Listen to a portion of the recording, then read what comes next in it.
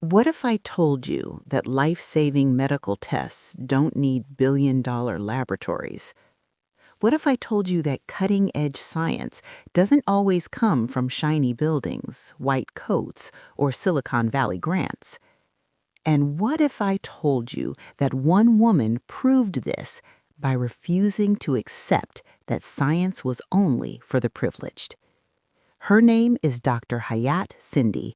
She didn't just build medical technology, she built access. And in doing so, she quietly challenged who gets to be a scientist and who science is allowed to serve. Hayat Sindi was born in Mecca, Saudi Arabia, in 1967. From age 5, she would sit with her father, flipping through books and magazines he'd brought home from the library. She'd read about Marie Curie, about Einstein, about the great scientists who changed the world, and she would ask him a question that would define her entire life. Quote, "Why can't I see anybody who looks like me?" End quote. Her father gave her an answer that became her North Star. With education, you could reach anything you want in life. One day, you could be like them. End quote. But this wasn't just childhood curiosity. When Hayat finished her secondary education, her father was suffering from severe asthma. She watched him struggle to breathe. She watched him suffer. And she decided she would study pharmacology to find a cure. But there was only one problem. The courses she needed didn't exist in Saudi Arabia. To pursue her dream, she would have to do something almost unthinkable for a teenage Saudi girl in 1991. Leave home, alone, to a country where she didn't speak the language, where she knew no one. So she did what many of us do when we want something badly enough. She convinced her family by bending the truth a little, telling them she'd already been accepted to a prestigious university in London. She hadn't. But after 2 years of convincing, 2 years of her mother's fears, rooted not in opposition, but in love, they finally said yes. In 1991, at age 24, Hayat boarded a plane to London with no English, no acceptance letter, and a dream everyone said was impossible. Imagine landing in a foreign country where you can't read the signs, can't ask for directions, can't understand when someone says hello. Most people would panic, give up, go home. Hayat Sindi sat in front of a television and watched BBC News over and over and over, learning English word by word, accent by accent.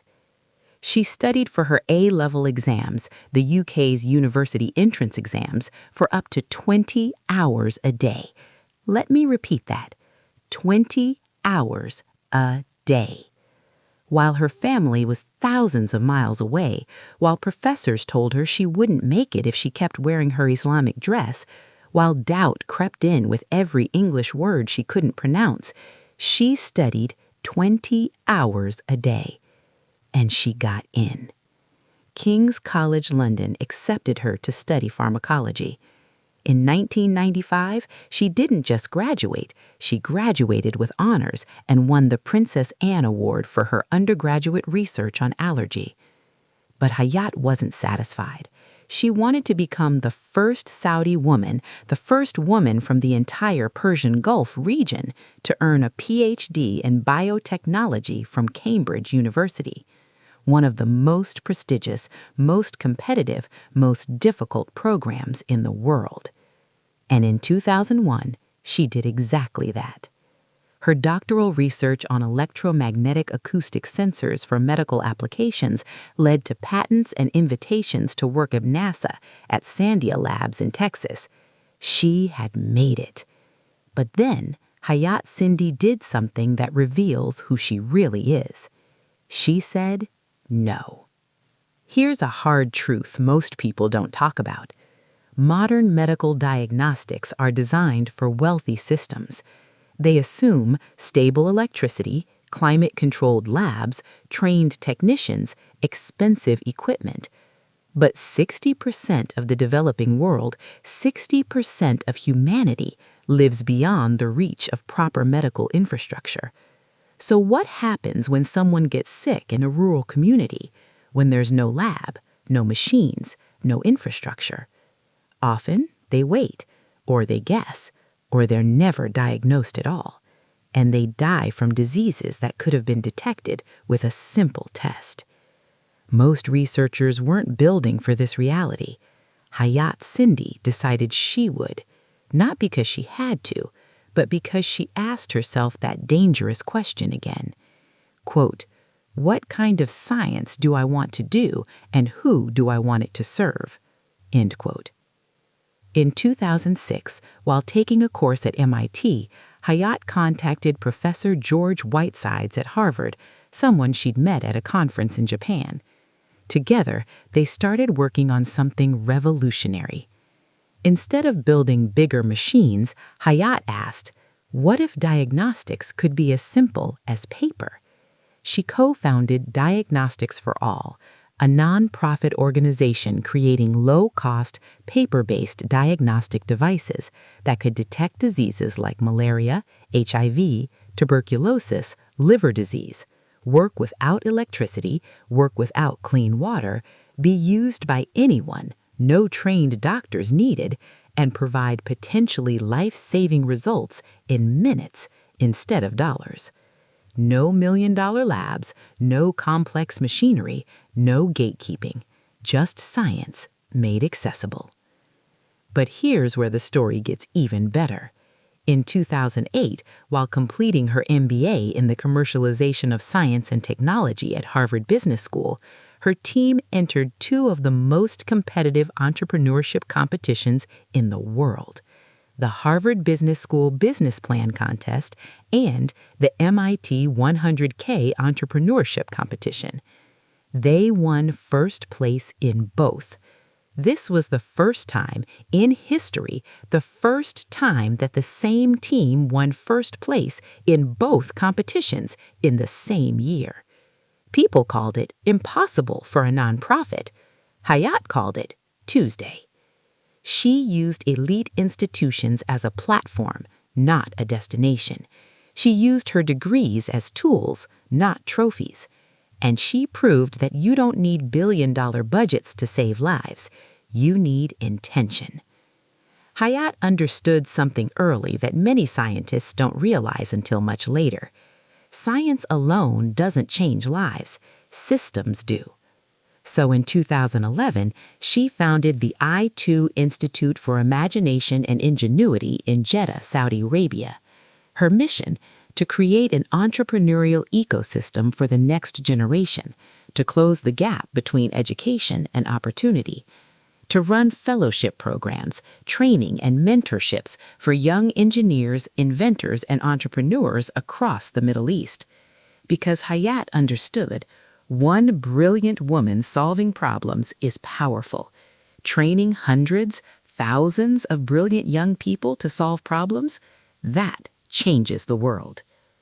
2013, history is made again. Hayat becomes one of the first 30 women ever appointed to Saudi Arabia's Shura Council, the highest advisory body in the country, a seat at the table where decisions are made. That same year, she becomes the first Saudi and the first female scientist to be appointed as a UNESCO Goodwill Ambassador for Science. She stepped beyond the lab. She became an advocate for science education, inclusion of women and girls, policy that supports innovation in underserved communities. She joined the UN Scientific Advisory Board, 25 global experts advising UN leadership on science, technology, and innovation for sustainable development.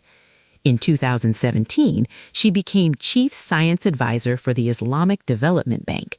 In 2018, she launched the Transform Fund, $500 million dedicated to supporting innovators solving development challenges through science and technology.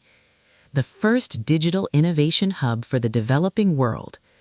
And she spoke openly about something rare in STEM spaces, that talent exists everywhere, but opportunity does not. Her message was simple and disruptive. Quote, "If science is only available to a few, it has failed its purpose." End quote. Being a woman in STEM is hard. Being a woman of color in STEM is harder. Being a woman of color from the global South, challenging how science is built, where it happens, who it serves, that comes with resistance. Hayat has been underestimated, questioned, treated as an exception instead of the rule. Professors told her she wouldn't succeed if she wore her hijab. Systems told her innovation required billion-dollar infrastructure. Critics told her a non-profit couldn't compete with for-profit companies. But she didn't respond by shrinking. She responded by building alternatives.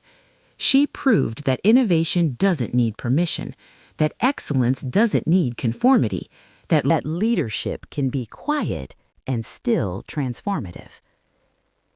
The BBC named her one of the 100 women. Newsweek listed her among 150 women who shake the world. Forbes ranked her as one of the most powerful Arab women. National Geographic named her an emerging explorer. But here's what matters more than the awards. She changed what real science looks like. And she showed that the most powerful science doesn't happen in the loudest rooms, but in the spaces where someone decides this knowledge should belong to everyone. So why does Dr. Hayat Sindi's story matter right now? Because we're living in a moment where technology is advancing fast, inequality is widening faster, and the people designing solutions don't always reflect the people most affected. Her story reminds us that STEM is not just about intelligence, it's about intention. Innovation is not neutral, it reflects the values of who builds it, and access is as important as invention. If you're a woman in STEM, especially from an underrepresented background, especially if you've been told your accent is wrong, your dress is wrong, your questions are too hard, her story is telling you something important. You don't need to replicate existing systems to belong. You're allowed to question them, to redesign them, to humanize them.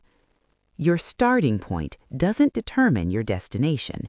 Your barriers don't define your limits. Your impossible might be someone else's breakthrough if you refuse to give up.